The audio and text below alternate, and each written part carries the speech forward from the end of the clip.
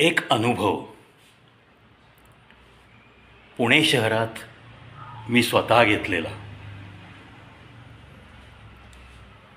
अर्थात मोटरसायकलच्या बाबतीतला अनुभव आणि मग जे मी भोगलंय ते इतरांच्या वाट्याला येऊ नये म्हणून मला जाणवलेल्या गोष्टी तुमच्या मनापर्यंत पोहोचवणं हा एक प्रयत्न. अर्थात खूप लोकांना असा अनुभव आलाही असेल, पण बीइंग चॅनल ओनर मी याचे पडसाद समाजापर्यंत पोहोचवू शकतोय. पहा काय अनुभव आहे आणि तुम्हालाही आला असल्यास तुमच्या नावासहित कॉमेंट बॉक्समध्ये लिहायला विसरू नका. पुणे शहरात जवळपास तिन्ही चारी बाजूला मी एक कलाकार असल्यामुळं कार्यक्रमाच्या निमित्ताने मला मोटरसायकलवर जावं लागतं. माझी मोटरसायकल तशी पाहिली तर 2022ची आहे, म्हणजे नवीन आहे. ट्यूबलेस टायरची हिरो होंडा. अर्थात गाडी चांगली साथ देते मला.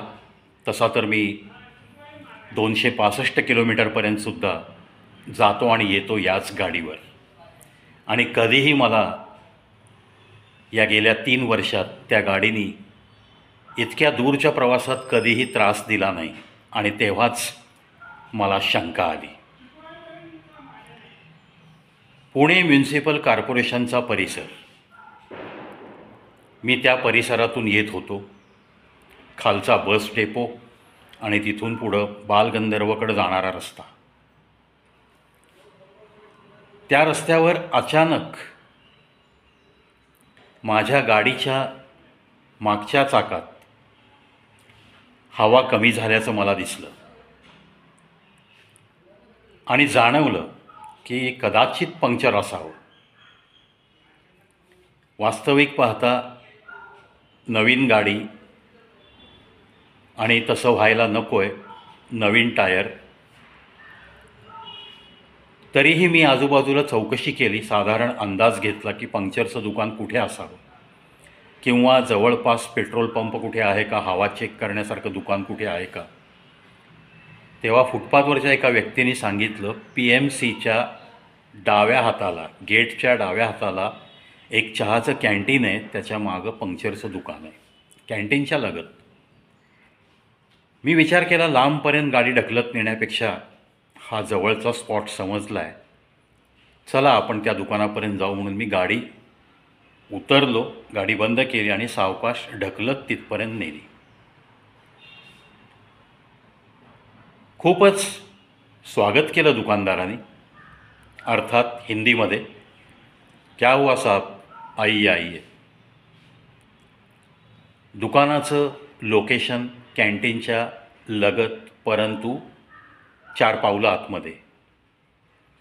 चहा पिणाऱ्यांची कॅन्टीनमध्ये सतत गर्दी.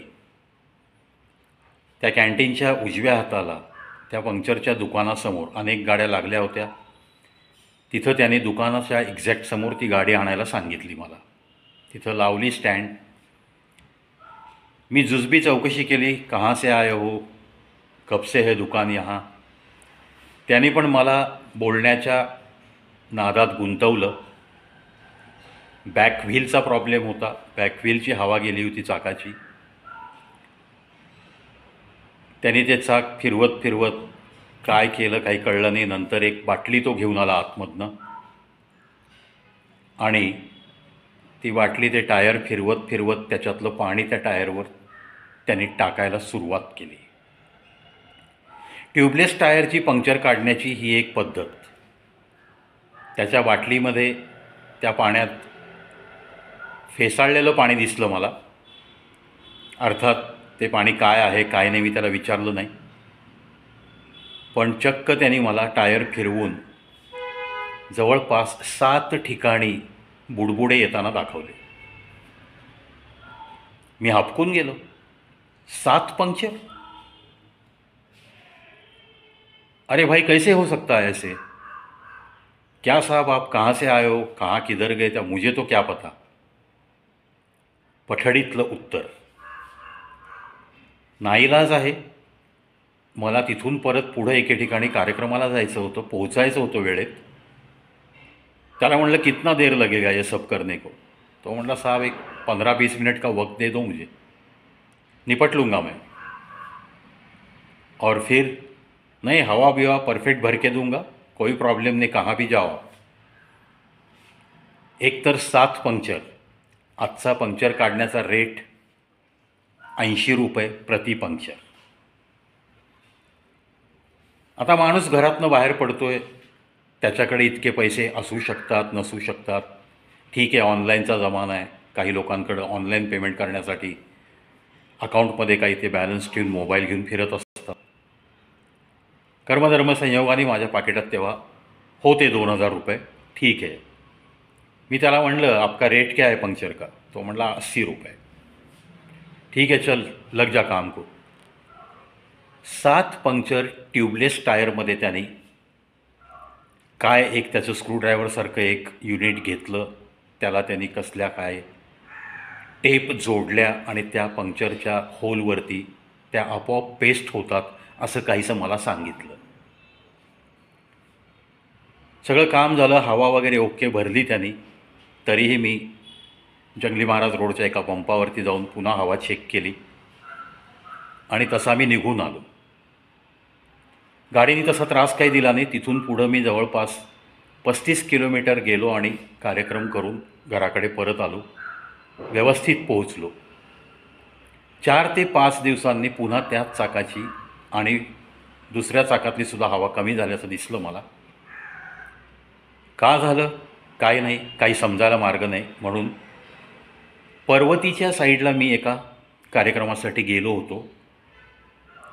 तेव्हा येताना मला जाणवलं, म्हणून एका खोक्यामध्ये ब्रिजच्या अलीकडं मी थोडासा चेक करणं हवा भरणं, तिथंही तोच अनुभव आला. कार्यक्रम करून परतत होतो. मिळालेल्या मानधनाचे 4000 रुपये खिशात होते आणि त्या व्यक्तीने मला सांगितलं, साहब पंक्चर हो गई थी क्या गाड़ी कभी. मी जरा म्हणलं अरे यार 3-4 दिन के पहले तो निकाला है, 7 पंक्चर निकाले हैं. क्या साहब काम अच्छा नहीं किया दिखता. ट्यूबलेस टायर को थोड़ा बढ़िया काम करना पड़ता है. जाने दो साहब, मैं एक लिक्विड डाल के देता हूँ आपको, पंक्चर मत निकालो, उतना ही खर्चा आएगा. और दोनों चाक को है प्रॉब्लम. आगे की भी हवा कम हो गई, आगे भी 3 पंक्चर है. 30 प्रोसिजर. फेसाळलेल्या पाण्याची बाटली आणि टायरला काहीतरी केलं जातं, तुम्हाला बोलण्यात गुंतवलं जातं आणि 3, 5, 7 अशी पंक्चर आहेत असं सांगितलं जातं. हतबलता असते आपली. आपण टायर बदलू शकत नसतो ताबडतोब. आसपास तसं दुकानही नसतं आणि मग विनाकारण आपल्या खिशातून माझे तर ते पंक्चर काढताना 560 रुपये गेले. आज दुसऱ्यांदा हा अनुभव. लिक्विड घालतो म्हणून कुठली तरी एक बाटली दाखवली त्याने. माझा नाईलाज होता, खिशात पैसे होते. म्हटलं वारंवार पंक्चर होण्यापेक्षा टायर बदलेपर्यंत हे जे काही लिक्विड आहे, जे काही नवीन इनोव्हेशन दिसते काहीतरी, त्याला मी चौकशी केली नक्की या लिक्विडचा उपयोग काय. तो म्हणतो जहाँ भी छेद होता है वहाँ पे जाके ये लिक्विड जैसे कि सॉल्यूशन लगा के जैसे हम चीट लगाते हैं ट्यूब वाले पंक्चर को, वैसे ही वो काम करता है और 1 साल भर इसकी गारंटी है. मी त्याला म्हणलं अरे भाई मैं तो बहुत दूर हाईवे से जाता हूँ, 250-300 किलोमीटर घूमता हूँ, देख बीच में कहीं प्रॉब्लम ना हो जाए. कुछ नहीं होगा साहब, 1 साल आपको टायर ट्यूब बदलने की कोई ज़रूरत नहीं. असा विश्वास दिल्यावर ती 950 रुपयाची बाटली मी घेतली. आता हा काय प्रकार काय झाला मला काय कळलं नाही. परंतु कुठेतरी हा पंक्चरचाही एक स्कॅम घोटाळा शहरात सुरू आहे आणि मला हे जाणवतं आहे फिरताना, गेली मी 4 वर्ष माझ्या कार्यक्रमांच्या निमित्ताने फिरतो आहे मोटरसायकलवर. मी मोटरसायकलच वापरतो, कारण काही जगण्याच्या प्रायोरिटीज वेगळ्या आहेत. पण मला हे जाणवतं आहे की मी ज्या ज्या एरियामध्ये चारी बाजूला फिरतो आहे पुण्याच्या, मला असं जाणवतं आहे, नक्की जाणवण्या इतपत त्या दुकानांमध्ये वाढ झाली आहे. पंक्चरची जी ठेली आहेत, छोटी छोटी खोकी, याच्यामध्ये भरमसाठ वाढ झाली आहे. काही ठिकाणी तर मी असं पाहिलं आहे, 1-2 कार ओनरशी मी बोललो आहे की कार सुरू असताना थोड्याशा ट्रॅफिकच्या रस्त्यावर मोटरसायकलवरनं 2 व्यक्ती येतात आणि मागचा व्यक्ती सांगतो, साहब आपके पीछे का टायर नीचे बैठ गया है, शायद पंक्चर है, ज़्यादा आगे मत जाओ. आणि ते जिथं सांगतात तिथून मागं आणि पुढं काही पंक्चरची दुकानं असतात. कारचं पंक्चर काढण्याची दुकानं, मोटरसायकलची पंक्चर काढण्याची दुकानं ही आसपास असतात. ते दोघं सांगून निघून जातात. माणूस गडबडीत असतो, माणसाला काही महत्त्वाची कामं असतात, त्यातून तो आपल्या कारवर, आपल्या मोटरसायकलवर त्याचं प्रेम असतं, जी त्याला रोज साथ देत असते, आणि तो या गोष्टीचा बळी ठरतो. कारमधनं उतरतो, पाहतो, त्यालाही वाटतं सायकोलॉजिकल इम्पॅक्ट. तो लगेच पंक्चरचं दुकान कुठे वगैरे त्यांनाच विचारतो. ती लोक दाखवतात, यहाँ आगे जाके लेफ्ट हँड साईड को आपको मिलेगा, म्हणून ते निघून जातात. आपण त्याच दुकानात जाता. कारवाल्याने सांगितलं, मी त्याच दुकानात गेलो आणि तिथं त्यांनी मला सांगितलं, साहब 8 पंक्चर आहे. झकत काढायला लावली. 100-125 रुपये प्रत्येक पंक्चरला त्यांनी घेतले. कारचं टायर खोलणं लावणं त्याचे चार्जेस वेगळे असतात. जे काही आहे ते त्यांनी केलं. पंक्चर सगळी काढली आणि त्या माणसाला जवळपास 1000-1200 रुपयाला भुर्दंड बसला. एक व्यक्ती सांगतो की मी 2 वेळा फसलो आहे. आता अर्थात तो माझ्या पठडीतला आहे. मी पण 2 वेळा या स्कॅमचा बळी ठरलो आहे. एकदा 950 रुपये आणि एकदा 80 रुपयाप्रमाणे 7 पंक्चर 560 रुपये. सांगण्याचं तात्पर्य हे आहे, जर या खोक्यांची संख्या वाढली असेल तर नक्की हा प्री प्लॅन्ड बिझनेस जोरात सुरू झालेला आहे. Which is nothing but a scam, a different type of scam. जी माणसं कार होल्डर्सला असं सांगतात, मोटरसायकलवाल्यांना असं सांगतात की तुमच्या मागच्या चाकात हवा कमी दिसते आहे, पुढच्या चाकात हवा कमी दिसते आहे, ती लोकं नक्कीच इथे कुठेतरी मिळालेली असणार आहेत.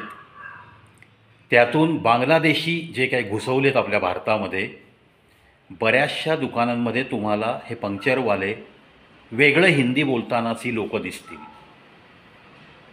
मे बी रेफ्युजीज, घुसवलेले घुसपैठी बांगलादेशी, किंवा इतर लोकांचंसुद्धा अशा घटनांमुळं फावतं आणि इतर लोकंसुद्धा या प्रवाहामध्ये चलो हात धो लेते है असं म्हणून या बिझनेसमध्ये शिरलेली असतील, असं मानायला खूप मोठी जागा आहे. जे मला जाणवलं, जी माझी फसवणूक झाली असं मला वाटतं आहे, कारण गाडी, एखादी मोटरसायकल 3-3.5 वर्षाची जर नवीन असेल आणि जर तुम्हाला हायवेवरती त्या गाडीने कधीही काही त्रास दिला नसेल आणि जर सिटीमध्ये अशा घटना घडत असतील तर नक्की इट इज अ स्कॅम.